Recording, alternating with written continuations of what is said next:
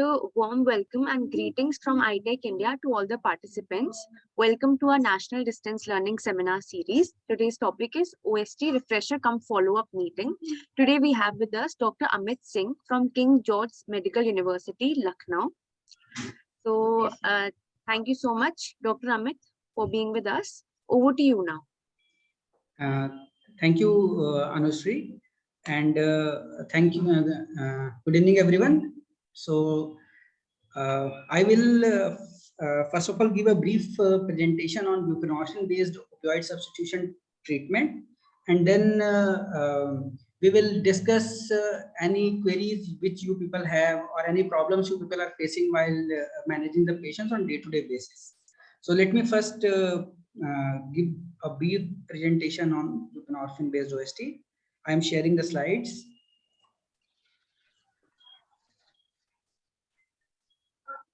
Sure, it's visible.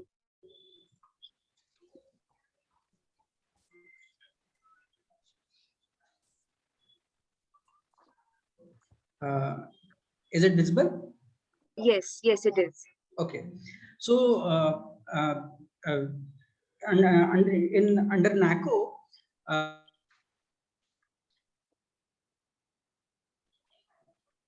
medication, methadone. However, methadone is not available to us through opioid substitution treatment centers run under NACO. So we will be talking about buprenorphine-based OST only. So I will be covering this presentation under following heads. Now, coming to opioid-based substitution treatment. First of all, why we are talking about substitution therapy? Like many people often argue that this is some sort of similar opioid medication. We should rather be going for complete detoxification. However, opioid substitution treatment has been found to be evidence-based and very effective. So what we do in opioid substitution treatment is that we replace the drugs of abuse such as morphine or heroin, which are illicit, medically unsafe, are short acting, they are more addictive, and often they are taken through injecting route. So we replace them with agonist medication such as buprenorphine. So buprenorphine has an effect similar to these illicit opioids. However, there are several things that make it desirable. So buprenorphine is legal. If anybody is taking buprenorphine and when they are taking this buprenorphine prescribed by the OST center, then it is totally legal. Nobody can incriminate you. Then this is also safer. Buprenorphine is quite safe. It has a long duration of action. So buprenorphine need not to be taken by a person multiple times a day. Given in adequate doses, a person will feel free from the withdrawals for throughout 24 hours. Also, with buprenorphine, this is a medicine with known purity and potency. So unlike heroin, which is the quality of which keeps on varying based on the supply chain. But buprenorphine, we know that if you're prescribing anybody 4 milligram buprenorphine, then they are receiving actually 4 milligram buprenorphine. So the risk of overdose is not there. Also, along with psychosocial interventions, we combine this agonist treatment, buprenorphine-based OST, to get the maximum benefits out of this treatment approach. So there are certain characteristics of buprenorphine which makes it a very good medication for opioid substitution. Buprenorphine is a partial agonist. What partial agonist means that here there is a broken line which is depicting of the action of antagonist medications. Here we can see that even when the opioid dose kept on increasing, the effect is still not there. So this is an antagonist medication. Unlike the antagonist, there is agonist medications, agonist drugs such as morphine. Here we can see that the effect of opioid keeps on increasing as we increase the dose of the opioid. So this is true for morphine and heroin. However, when we talk about buprenorphine, it is a partial agonist. So what does this mean? What happens here that at lower dosages, the effect of buprenorphine keeps on increasing when we increase its dose. But this is up to a certain level only. So at lower dosages, it acts very much like morphine or heroin. The dose, with increase in dose, the effect increases. But at higher dosages, what happens that there occurs a ceiling sort of thing. We can see a curve when we are talking about buprenorphine medication. So why this curve is there? This is because of the sort of a ceiling effect, that if a further increase in dose of buprenorphine occurs, there will no more be an increase in the effect from this buprenorphine medication. So one of our usual concern is that what if a patient takes higher doses of buprenorphine? So even if a person takes higher doses of buprenorphine, there will occur a ceiling to this its effect, and it will no more lead to features of respiratory depression or overdose. So it makes buprenorphine a safer medication, even if taken at higher dosages. So this is ceiling effect. So because of its partial agonistic action and ceiling effect, even the respiratory depression that occurs with increase in the dose of opioids is minimal with buprenorphine. Like if a person takes high dose of morphine, it will cause respiratory depression and it may lead to death. But with buprenorphine, there is a ceiling effect. At higher dosages, it will not lead to a further increase in respiratory depression. So the chances of death due to buprenorphine overdose are very minimal. Also, buprenorphine has a high affinity to mu receptors. So mu is the opioid receptor through which most of these opioids act. So let's say if if the receptors are already occupied by opioids, so if let's say if a person is taking smack or taking heroin, so what this opioid will do, the heroin will do, it will bind to the opioid receptors in the brain of the patient. So when buprenorphine is taken, because of its high affinity for opioid receptors, it will replace the heroin or morphine and instead will bind itself. So it will produce its own effect. And if a person is taking buprenorphine based OST, then in such a case, if a person who is on buprenorphine based OST takes heroin over this medication, the buprenorphine, because of its high affinity to the opioid receptors, will not let the other opioids to bind to these opioid receptors. And so the effect will there be of buprenorphine only and not that of the other opioid. So because of this, there are certain clinical implications which I will be discussing. Let's say if a person is under the influence of heroin. Now heroin is a full agonist. It will produce sort of 100% effect through the opioid receptors. So if buprenorphine is administered, what buprenorphine will do? Buprenorphine will displace heroin from its receptors, and it will bind itself because of its high affinity. So, and we also know that buprenorphine is a partial agonist, so it will not produce full 100% effect. The effect will be around, let's say, 50%. So when the person was on heroin, the effect there was of 100%. Now when the person took buprenorphine, the effect suddenly reduces to 50%. So there will be a precipitated withdrawals.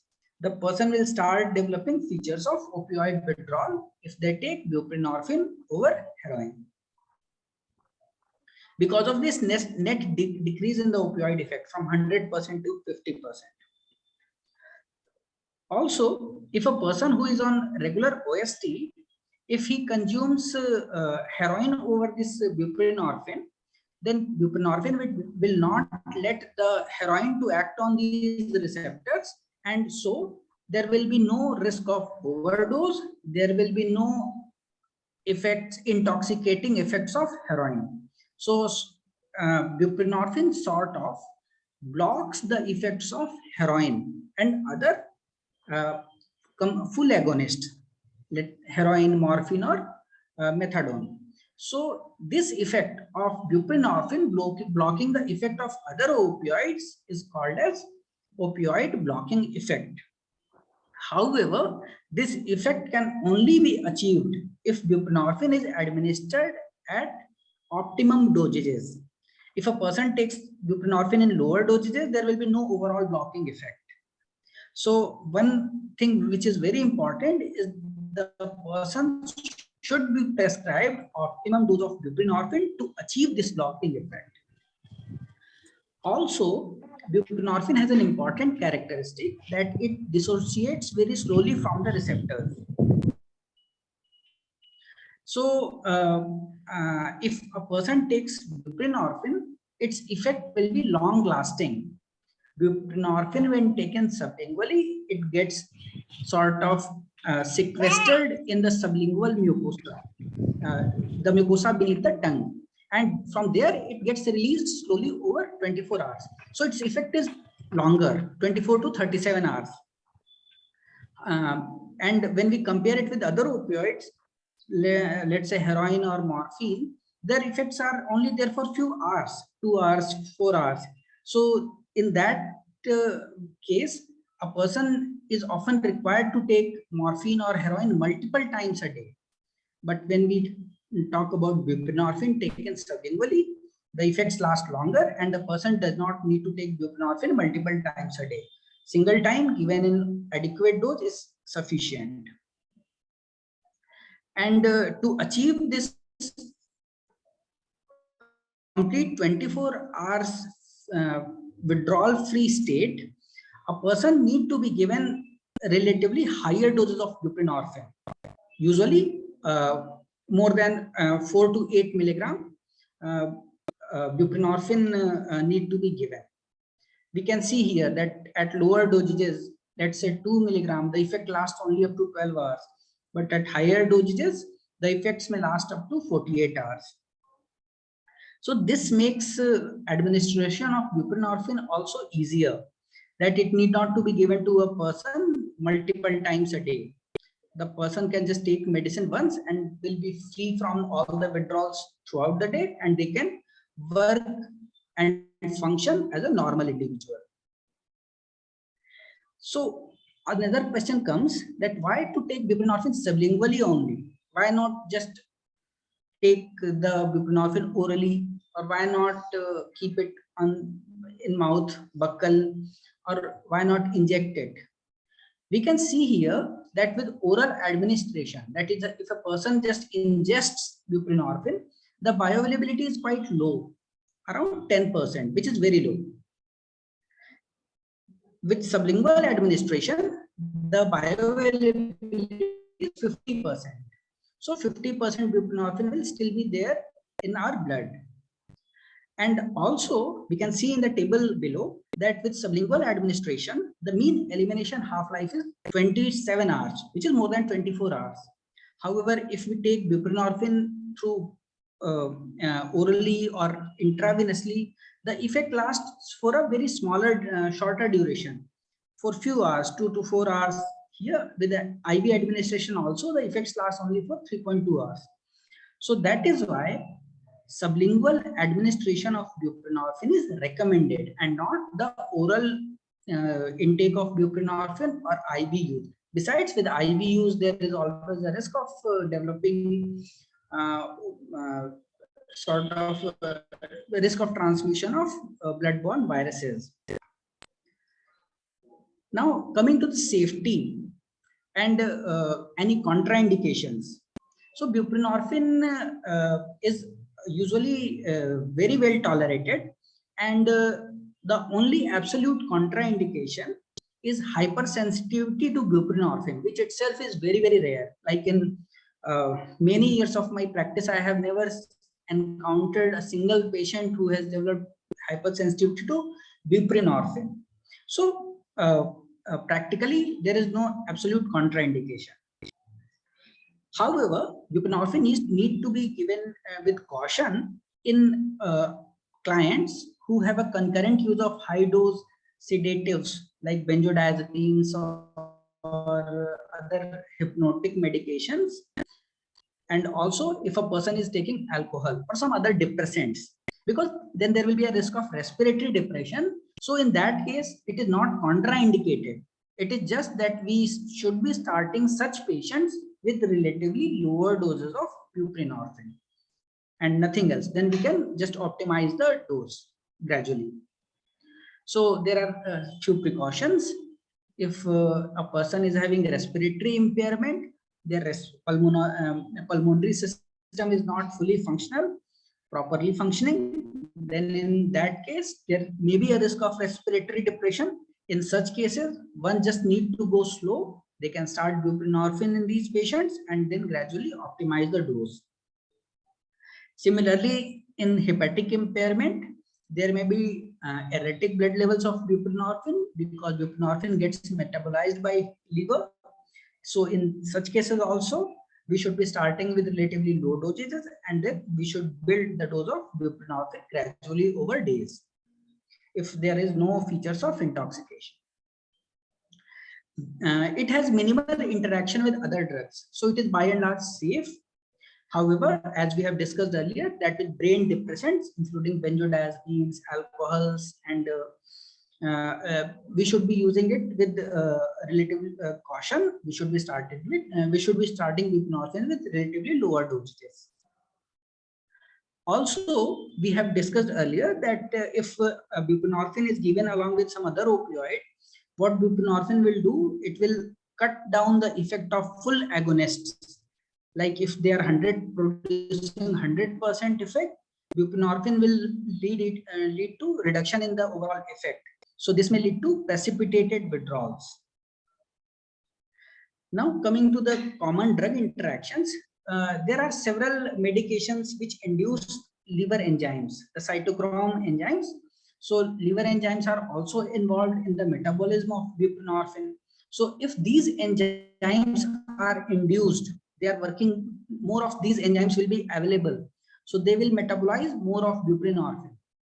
So in that cases, if a person is receiving these anti-epileptics which are mentioned here in the table, then we just need to increase the dose of buprenorphine because buprenorphine is metabolized more. So we might need to give an additional relatively higher dose of buprenorphine. But it should not be a contraindication for prescribing buprenorphine. We can still prescribe buprenorphine. Similarly, if the medication is an enzyme inhibitor, the effect of enzyme will be less, and there will be more of buprenorphine in the blood after we administer these medication. So in that case, we might need to reduce the dose of buprenorphine. Otherwise, there may be features of buprenorphine intoxication like constipation or headache. Now coming to the dependence potential, buprenorphine itself can be abused if taken by a naive person who has never taken any opioid. If they start taking opioids and buprenorphine, they can develop addiction to this molecule. It produces euphoria, and the withdrawal syndrome which occurs with buprenorphine is relatively milder when we compare it with opioid, full agonist opioids. So abrupt even with abrupt cessation of buprenorphine medication, the withdrawal will be relatively milder. However, since there is abuse liability, it should only be given to people who are dependent over the opioid drugs. So what makes buprenorphine an ideal OST medication is that its action is similar to the illicit opioids. It is able to control withdrawals and cravings similar to the other illicit opioids. It has lesser addiction potential. It is easier to administer. It can be given sublingually. However, you must have seen people taking heroin through their chasing or injecting themselves. So in that way, buprenorphine is much easier to administer. Just keep it sublingually for good amount of duration, and it will produce a very good effect. Its action lasts longer, at least for 24 hours. So person just need not take this medication multiple times, and it is also well tolerated with minimal side effects. So this was a brief recap about the buprenorphine based OST. So before going further, I will like to take questions from you people, and if there are any queries from your side, I will also be very happy to answer those queries.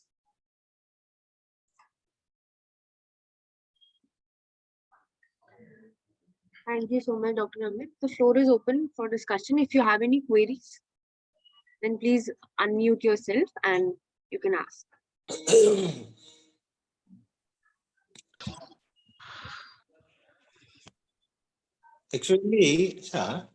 Actually nowadays, instead of heroin, many of the clients are using brown sugar. So brown sugar is relatively has a lower effect than heroin. So they are using brown sugar. So we are using the this buprenorphine according to their requirement.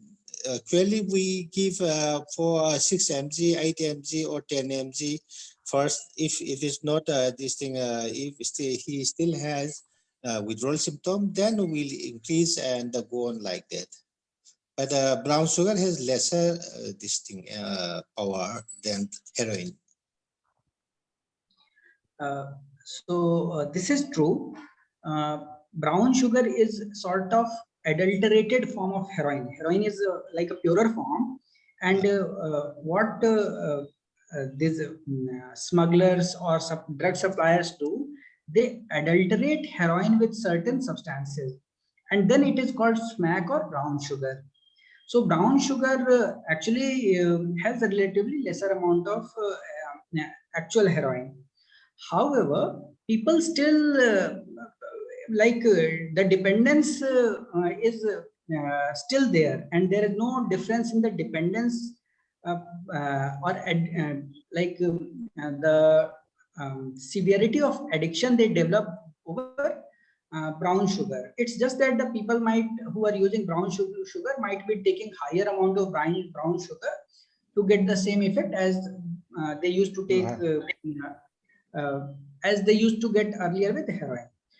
In the management of the patients with again brown sugar, what we need to understand that with low doses of buprenorphine, let's say 4 milligram, we will be able to actually control the withdrawals, but still the craving may be there.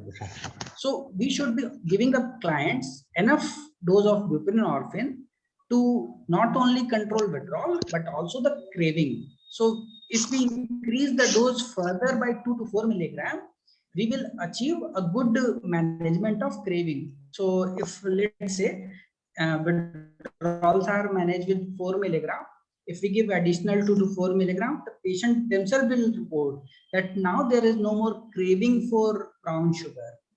And further, if we increase it by 2 milligram or 4 milligram, we can achieve sort of opioid blockade effect, like even not like almost all the opioid receptors in the brain are occupied by buprenorphine itself.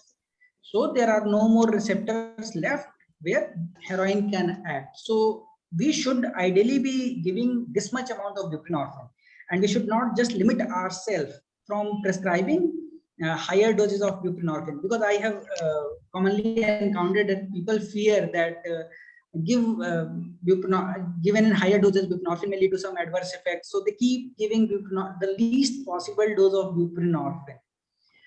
So we should strive for achieving the opioid blockade effect. So buprenorphine should be given in optimum dosages so as to achieve this opioid blockade effect. So in my experience so far, we don't see this thing counter the craving effect. Though the patient, though the client is taking buprenorphine, they still have the craving. And what they do, they know that heroin or brown sugar won't have any effect, so they stop or they skip, and they took, and it happens very frequently among the clients.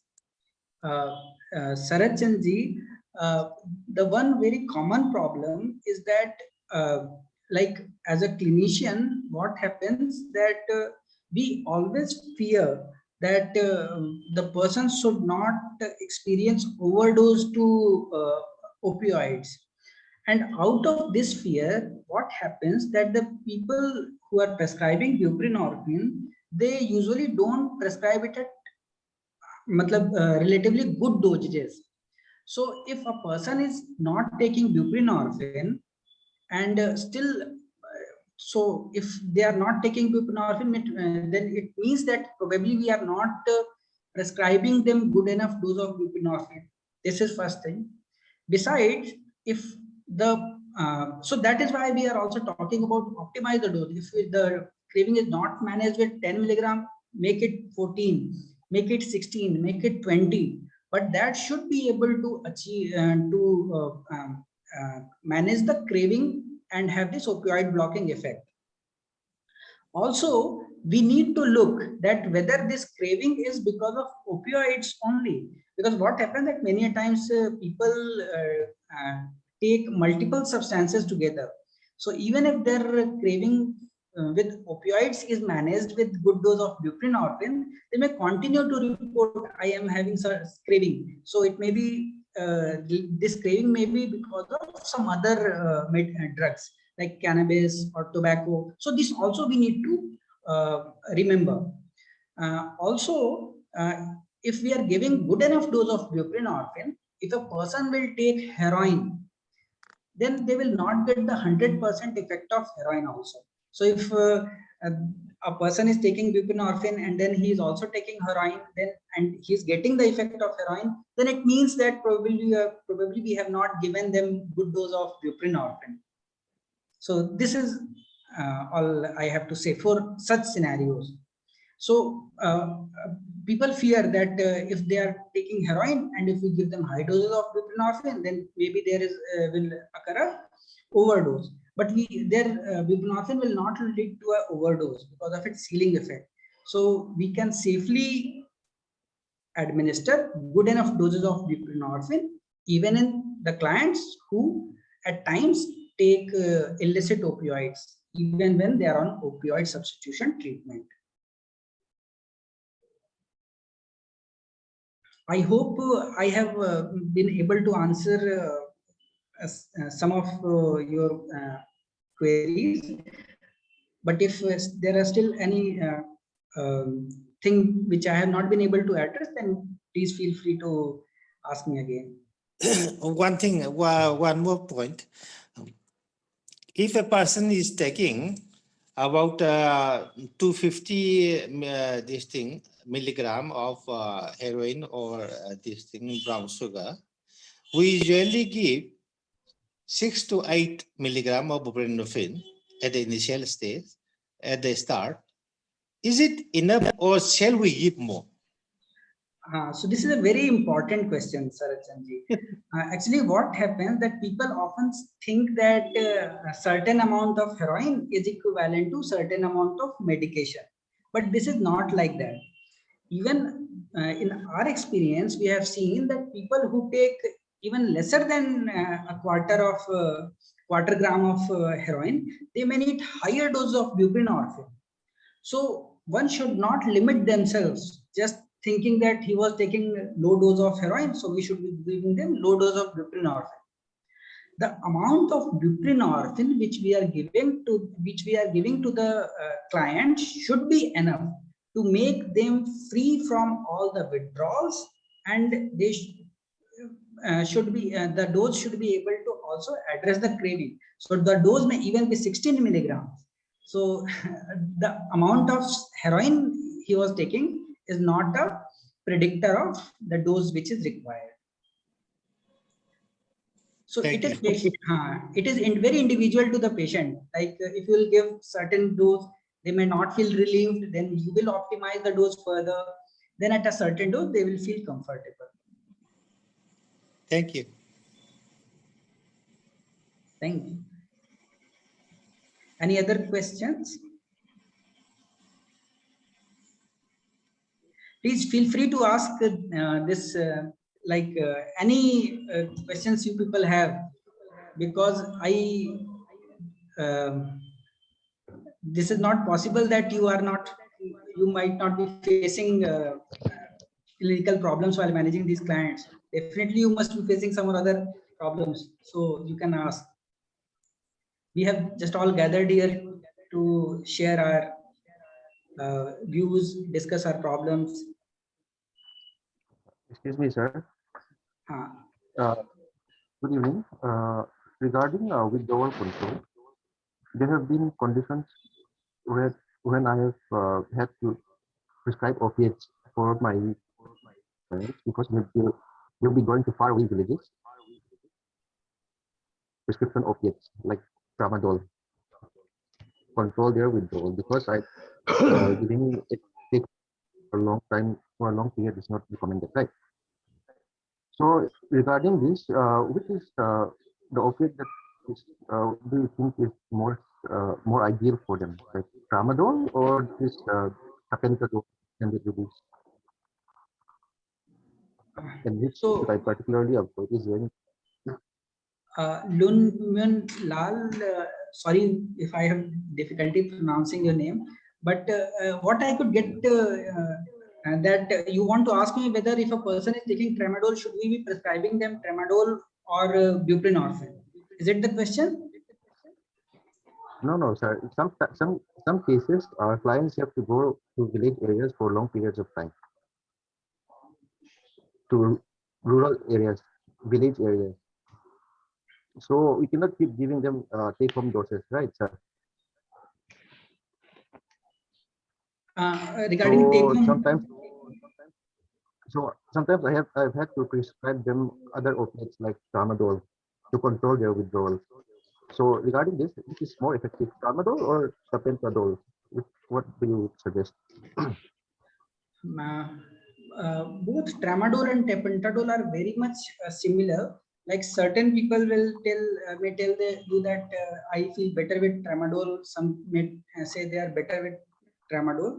Tramadol is relatively more effective. However, when we compare even tramadol or tapentadol with buprenorphine is a far safer and far more effective than both these medications that you have mentioned. So if possible, we should be dispensing buprenorphine to the clients, and if there are like concerns like there are from far distant places, then we can also think of satellite OST centers. Like you can raise this opening of satellite OST centers in a certain locus, certain place, if there are many users of opioid are there. But buprenorphine is better than both these medications, and when we compare tramadol and tapentadol is relatively more sort of efficacious when we compare to tramadol. And tramadol is more efficacious than tapentadol. Okay, thank you, sir. One more question, sir. Some clients are taking buprenorphine for the last 10 years, about 10 years. How long they can continue like that, or shall we fix a time limit or something like that? So again, this is a very important question. Uh, means you people will always be encountering this problem. The clients would come and ask that I'm taking medication for so long. How longer should I take this medication? So now let me talk about the evidence. Taking buprenorphine even for their whole life is a much better strategy with much more evidence base when we compare it with person stopping buprenorphine and resorting back to some other opioids.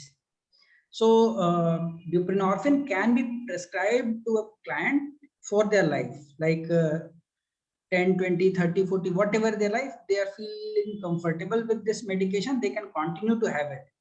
The long-term adverse effects with buprenorphine maintenance treatment, buprenorphine-based OST, is very minimal. So they can easily continue to take this medication.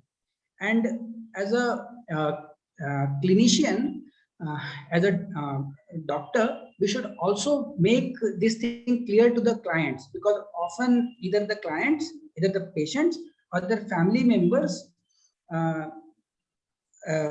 have these questions related to the duration of treatment. So with treatment, what we want to achieve is a stability in their life, overall psychosocial stability. So if the person will stop this medication someday, there is always a risk they will have bodily discomforts. They might be just approached by their colleagues, and they may restart using illicit opioids. And once they start using illicit opioids, whatever they have earned during the period they have remained abstinent over this abstinent from illicit opioids, whatever they have earned will get lost. So we should always be motivating our clients to take medications for as longer duration of time as possible. And there is no fixed time limit. We can give them this medicine forever. And it is not harmful to them.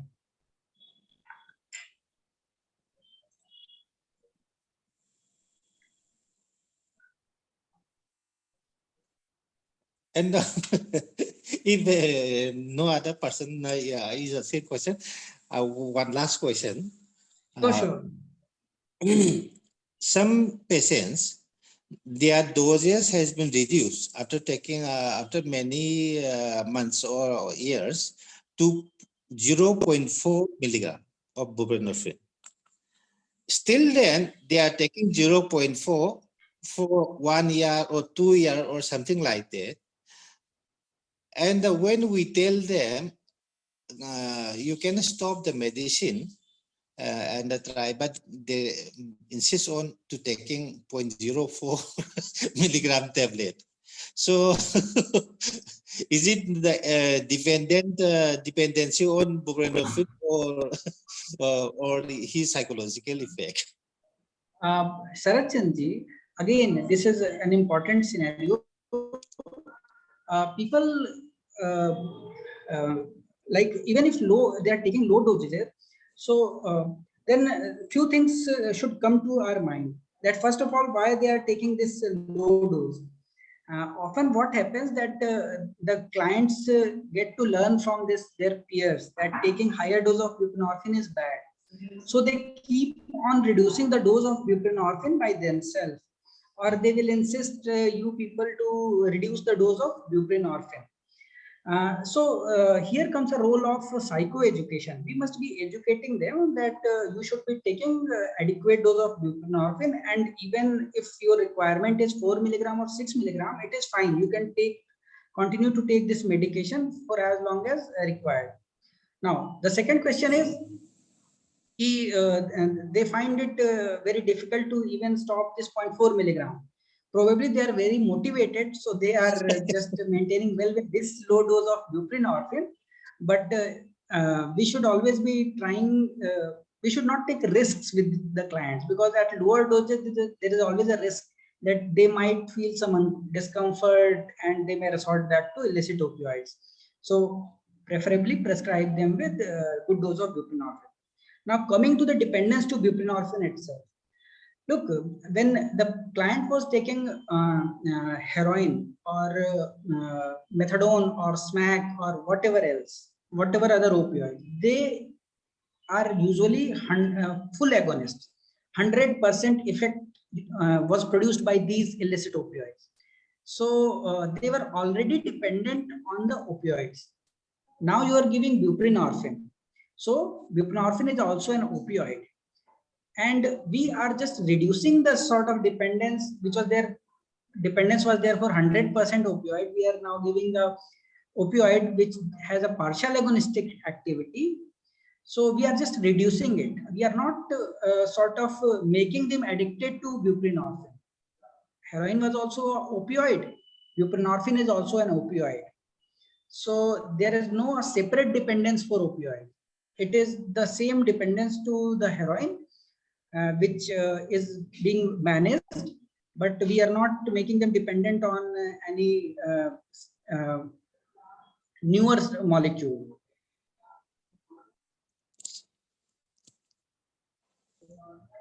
Thank you. Thank you.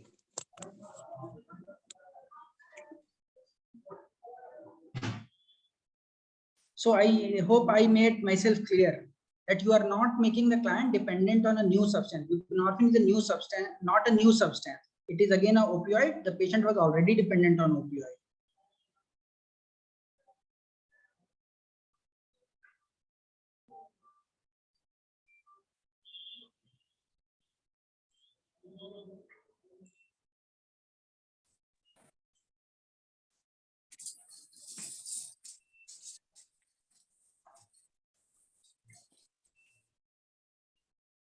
Any other question? Any other question?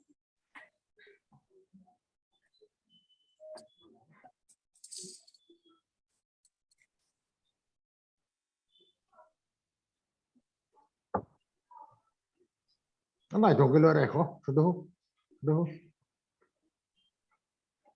đâu là, Yeah, Dr. Ma'am, you are audible. Chứ không có số, còn nó mua cái lò hoa, cái này tạm bắt đi lên nữa, cái dạo một cái khác. Dr. Panme, do you have a question? Dr. Panme. Yes, can you hear me? Yes, you are audible, sir. Okay. What is the maximum dose of buprenorphine in India as a whole? Maximum the doses being administered as per record. The maximum recommended dose of buprenorphine is 32 milligram. 32 milligram, and I heard that it is being common in Punjab state. Is it true, sir? Like buprenorphine milligram. The recommended maximum dose of buprenorphine is 32 milligram. However, we have seen earlier in our slide that with initial increase in the dose of buprenorphine, the effect increases. So the effect of buprenorphine increases proportionally to the dose till about 16 milligram of buprenorphine. A further increase in the dose of buprenorphine may probably not give a very good increase in the opioid effect because of the ceiling effect.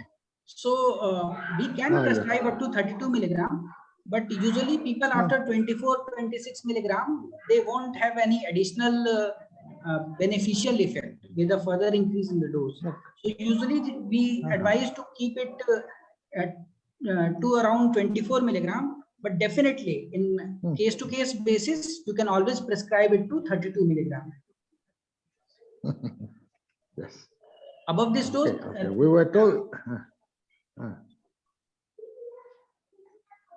this high dose is very common in the state of Punjab. That is what we are told by some friends. That I wanted to make sure from you, sir.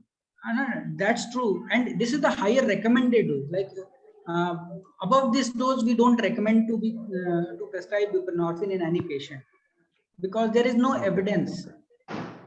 Moreover, there will just be an increase in the adverse effects. Okay.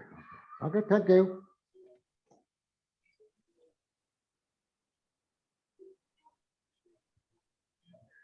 If anybody else has any questions? Yes, hello sir, can you hear me? Yes, yes, ma'am. Yeah, I'm Dr. Monica from Jirirang, and I want to know one thing: can we give buprenorphine during pregnancy? Yes, buprenorphine can be safely given during pregnancy. The dose of buprenorphine might need to be a bit increased during pregnancy. This is again a very important question because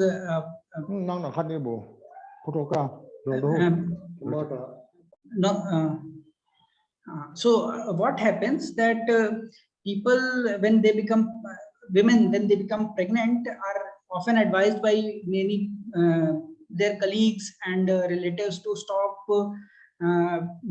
heroin, stop medication, but suddenly stopping heroin is quite discomforting to the clients. So either they can resort to buprenorphine based OST or they can continue taking illicit opioids. So buprenorphine is a much safer option, and it has been shown that the outcomes like the effect on mother and child are very minimal when they are taking buprenorphine. If they continue to take heroin, there are high chances that there may be miscarriage or problems at the time of childbirth. So these things have been documented.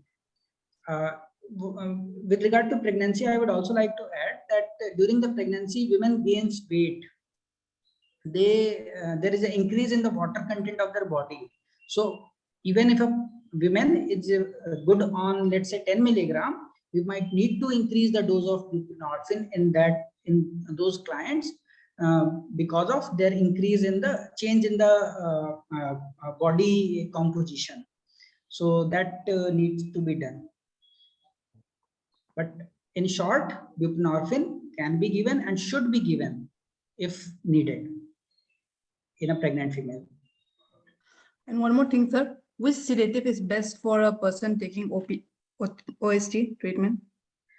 Ma'am, usually we don't advise people to take sedatives just because they become dependent to sedatives also, and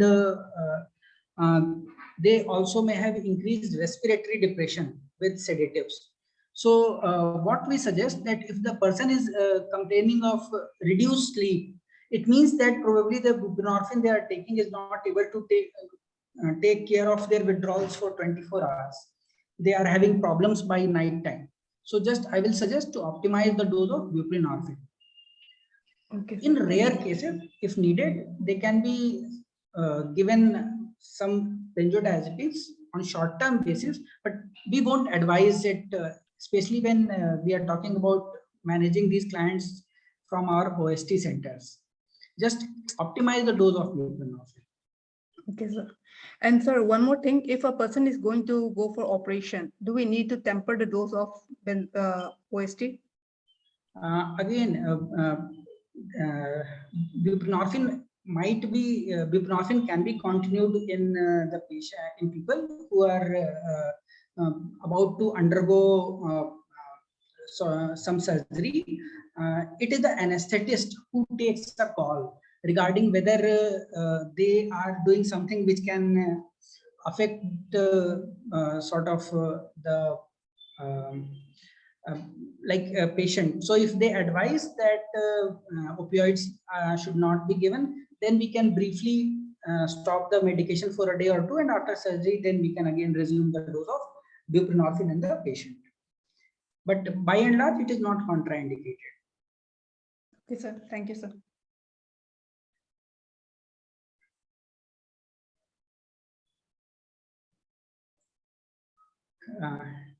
Any other question?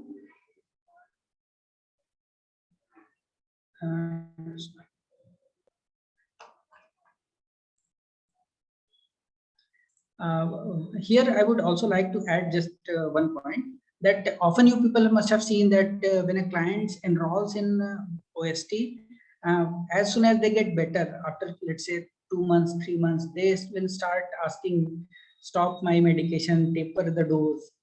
So it needs a continuous effort from our side and from our counselors that to keep on educating them. Also, we should be addressing their misconceptions, because most of the time their misconception about buprenorphine based medicine is because of their peers. They tell them this is going to be the effect of long-term treatment, and they just get scared that okay, I should not be taking buprenorphine for long. But we should be telling them the purpose, that we want to achieve a psychosocial stability in your life. So unless you have achieved a psychosocial stability, we don't think about reducing the dose of buprenorphine. Buprenorphine is just a support to you, and it will help you achieve your goals, life goals. So once you achieve those life goals, we can think, but again, keep on negotiating them, because we know that buprenorphine maintenance treatment is safe. We know that the outcomes are best with agonist treatment. So why not advise them the best thing to them? But yes, it is indeed difficult to keep on motivating them, but that is what which is the challenge of our job.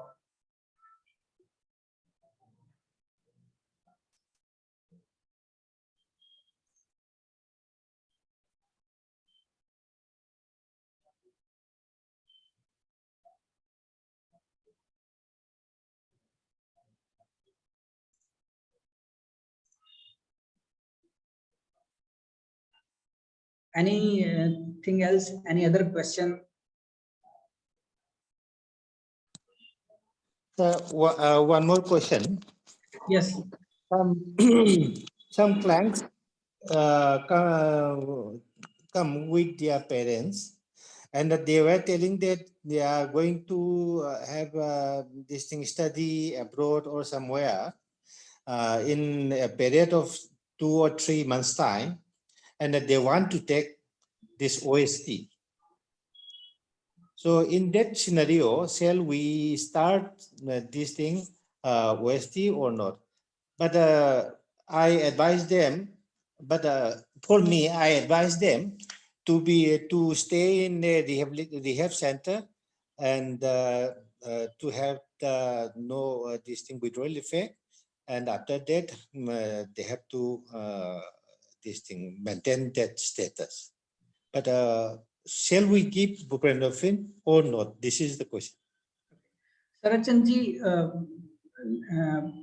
quite often we encounter this situation that a client who is now doing better plans to move to some other place where they can earn and all. So this is a common scenario. We also if they are moving at some other city in India only, we can discuss with them the options that we can always transfer them like shift them to some other OST center in their locality where they are shifting. But if they are moving abroad, then there is a whole different scenario. We should be discussing the like pros and cons. Like I have seen many people just they come to me and say that I want to go to abroad and just taper my medicine, stop my medicine. And once we start tapering the medication or stop this, or often at times they just stop it by themselves. But as soon as they are off medication, they resort back to taking illicit opioids, and all the psychosocial stability is lost. So we should be educating them that if possible, move to a place where there is an availability of this medication. Even if they are moving to some countries abroad, there is always an option that they can enroll opioid substitution treatment facilities there. And if it also not works out, then at times we might need to like sort of detoxify these patients. But again, it should be our last option.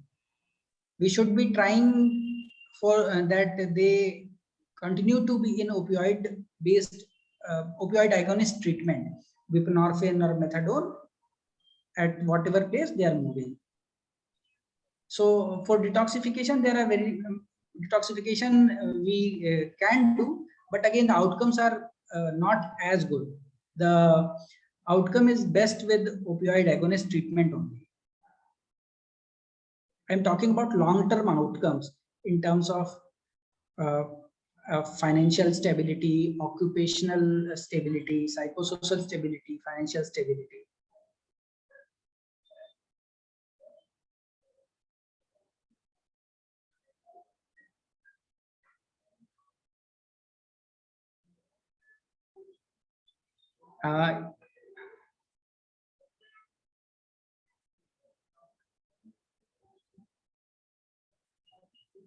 Am I audible? Yes, you are audible. Okay. Yes. Yes. So if and there are no more questions, then may I ask Moong, should we be wrapping this session or?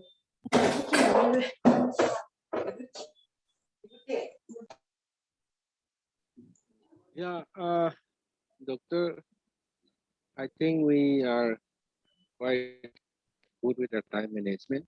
But since you are here and we have you here, in spite of your busy schedule, I would prefer if the participants ask more questions. Let's open it for a few minutes. Definitely. I would also like to answer.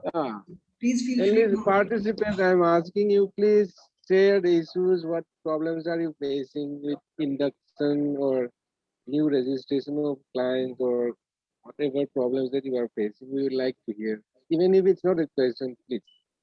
It's a forum for discussion also.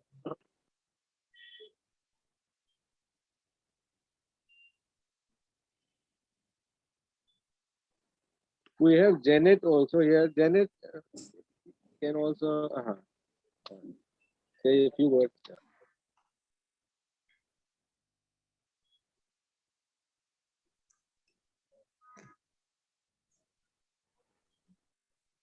Hello, Moon. Hi, Amit. Hello, Janet. Hi. How are you? A nice presentation, by the way. I I joined it a little late, but I was able to hear most of the discussions being going on. Anyway, I think one of the things most of the people here have more, practical inputs.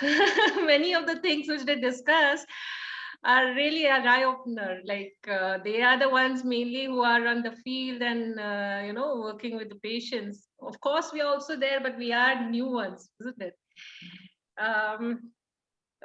Just as an add-on, I would like to add that when one person just now asked about pregnancy, isn't it? Yes. Yeah, in the third trimester, because of the plasma changes, we need to increase the dose. Because the fetus is growing at the highest rate in the third trimester, and plasma levels are doubled for the pregnant lady at that point. Therefore, the buprenorphine dose needs to be increased. That's the only input I have. And questions as far, I think you have addressed all the questions very well. And the highest number of, the highest dose of buprenorphine and everything. By the way, the highest dose of buprenorphine, in your experience, how much have you given? That's what I was discussing earlier. At times, very few patients are there who do not get a good relief with even 24-26 milligram buprenorphine. In such cases, we have increased the buprenorphine to up to 32 milligram as 32 milligram as is mentioned in the guidelines. But as I said earlier, that there is no substantial increase in the benefits. So since it is highest recommended dose, I have increased it to that much. But usually, people usually get a good relief with 24-28 milligram buprenorphine. More than that, increasing the dose might not help them much. Okay. Thanks. by the way.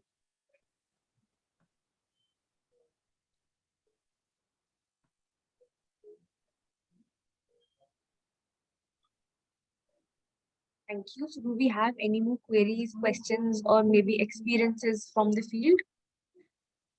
Anyone would like to share?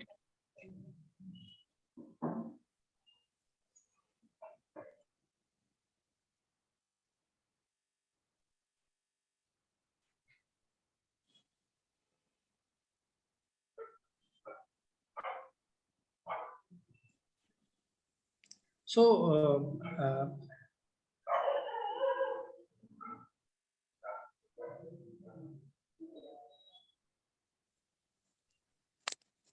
Okay, one question. If a person comes to take buprenorphine, and if he is not unable to come daily, initially we usually give in DOT, direct observatory treatment. But if he is unable to come daily, then can we prescribe take home dose from initially or not? Sarath Chandji, we usually don't like endorse prescribing the buprenorphine take home from the very outset. The issue is that when you start prescribing take home medications from the very outset, what happens that people don't understand that what is the whole purpose of this buprenorphine based OST. What happens that they think that this is some other sort of opioid only, which is being given to them to get a relief. Sort of pass some time without illicit opioids. The whole purpose of making them come to us on a regular basis is first to see whether there is whether the dose of medication which we are prescribing is good enough for the patient. Because if we are not prescribing them on a regular basis, then we will never be able to know that whether the patient is taking the medicines in a proper way or not. So they may keep on coming and complaining that I am having this problem, that problem, but it might be related to their them not being taking this medication in a proper way. So when they come to us, we can just observe them on a regular basis. We can also this is also an opportunity in which we can psychoeducate them, because if we are giving them take home, then again they will have all sort of questions in their mind. They may stop this treatment. So this education part we will be able to only educate them properly if they come to us on a regular basis. Also, it is very right, but the thing is that he is unable to come. So then if we don't prescribe buprenorphine, then he is to continue his habit of taking brown sugar or this thing, heroin. So that is the situation. If the situation comes like that, can we can we tell their parents or brother or sister, and if we can we give buprenorphine to this thing? I was coming to this point, Sarath Sanji. Like in COVID, what happened that there was a definite genuine problem. People just could not come to us. So in that cases, we did prescribe buprenorphine take home. And we used to give them, we also sort of promoted the thing that the buprenorphine can be handed over to their family members if they are willing to supervise this medication at home. But if again, this is more of a policy issue that like if we start giving this take-home medication to one client, every other client will come to you and ask for a take-home medication. And if you give them take-home medications, and if they start misusing it or not taking it in a proper manner, and then you will say that you have to come on a regular basis, then there will be a lots of problems created from their side, they will be highly reluctant to come on a regular basis again. So this is one thing. And also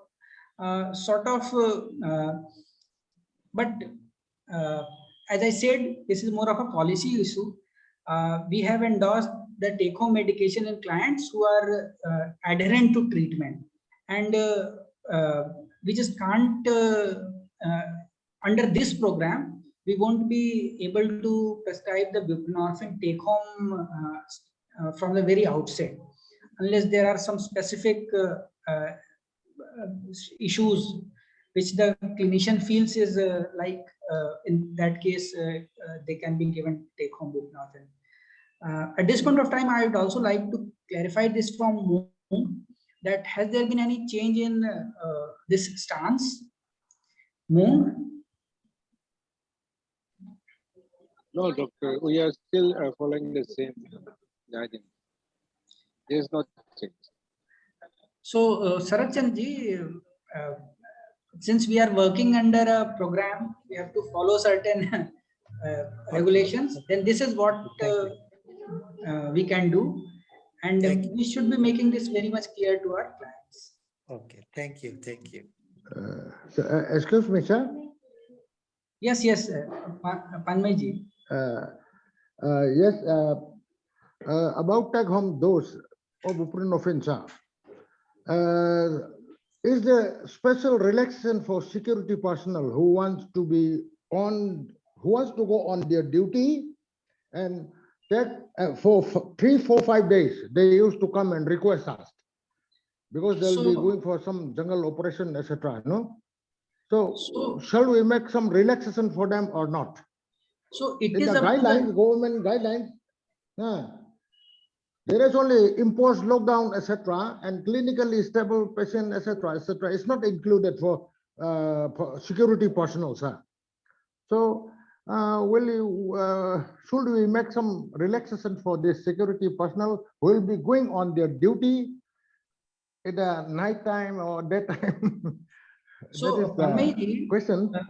Yes, sir. This is up to the treating doctor.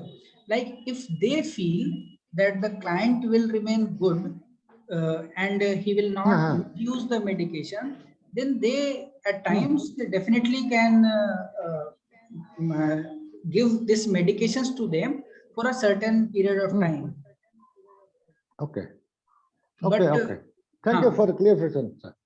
There is no hard fast rule that even if somebody is undergoing surgery, we will not be prescribing them take home, because then how will they? So there is this discretion, but we should not be using it in every case like day-to-day basis, because then there will be lots of like every other client will start asking you this medication. Right. Yes. But if you are confident, then definitely you can prescribe them once in a while this take-home medication. Okay. Thank you, sir.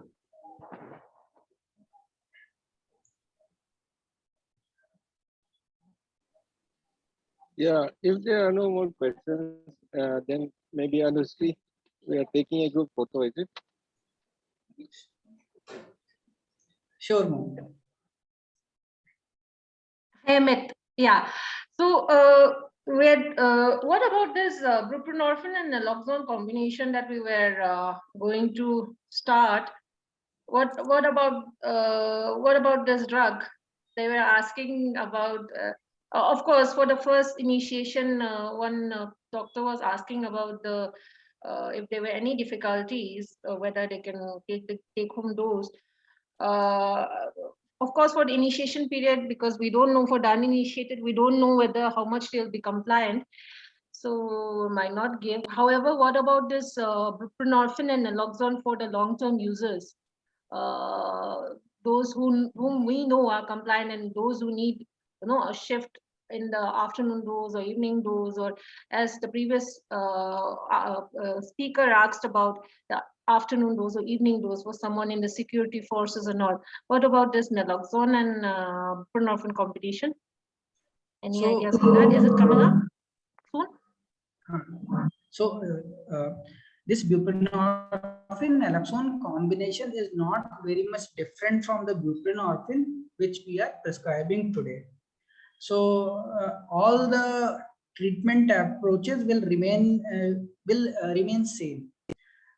Buprenorphine is combined with naloxone to prevent diversion. Diversion in the form that the patient should not be injecting this buprenorphine, because if they will inject buprenorphine, then there will this combination, then there will be an effect of naloxone and they will not get a high.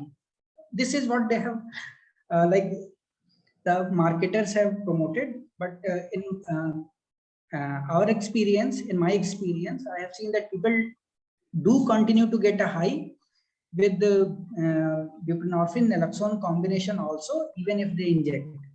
So I don't expect things to change very much, but definitely we will be sort of relatively more confident if we are prescribing the medications to the clients take home. Yeah, that's what I meant, mainly for take home, because many were asking about take home. So mainly for take home is this buprenorphine naloxone combination now Janet, going to be this is started? not going Huh? this is not going to be a this will not address this diversion problem, buprenorphine Yeah, naloxone combination. yes, So definitely. But it will comparatively, because of the naloxone effects, I do believe that it will still, like, put a damp on it. It won't be like exactly just like you give it buprenorphine. I do hope that it will put a damper on it, the antagonist effect of naloxone. definitely it has a lot to do with the motivation of the client. If they are doing well and if they are adherent to the treatment, we can prescribe them buprenorphine tablets also. Like under this program we are not able to give them this take home till now, but otherwise buprenorphine or buprenorphine naloxone, they can be taken given to the clients this take home medication after a certain duration of adherence, certain period of adherence to the treatment. Yeah. So let's just wait and get the feedback from other people also, since the buprenorphine naloxone combination has just been approved. But again, from my clinical experience, I don't expect things to change very much. Okay, but still, it's it's not totally bleak. It will still, it can be a take home. It can be a take home. Yeah, for those who are The can risk be. of injecting drug use will be relatively lesser. But I can't say that there will be no injecting drug use, no illicit injecting, no like what people do now, they take this buprenorphine, they dissolve it in some medium and they inject buprenorphine tablets also. So this combination is just to prevent this diversion. Yeah, yeah. Thanks, Amit.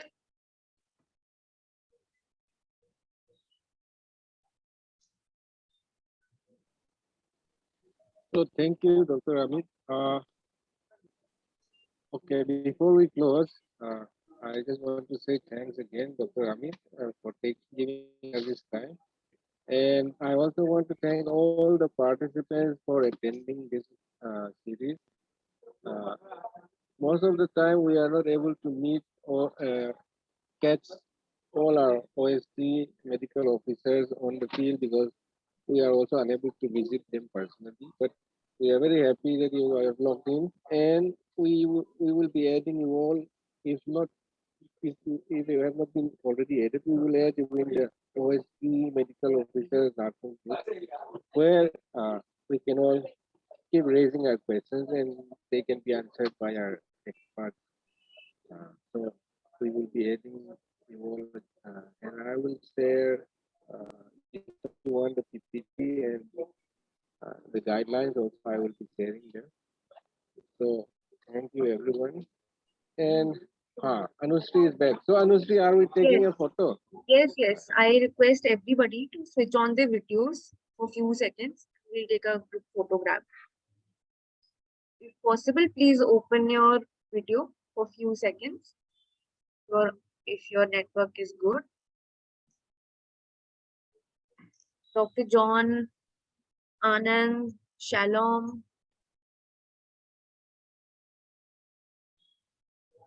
Dr. Singh, Dr. Kaiko.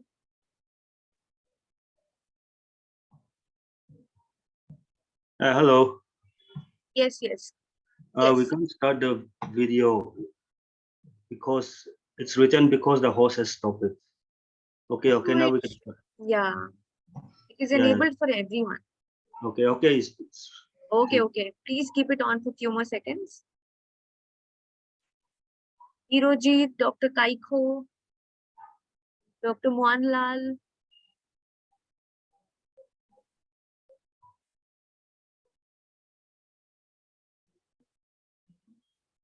Okay, I'll click it now.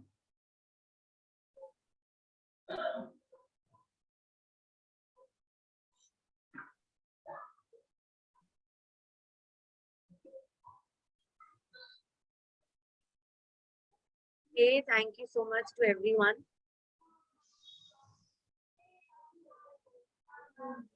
Thank you, Dr. Amit, and thank you to all the participants. Thank you to Moon for facilitating this session. Thank you and have a great day ahead. Thank you everyone. Thank you, Amit.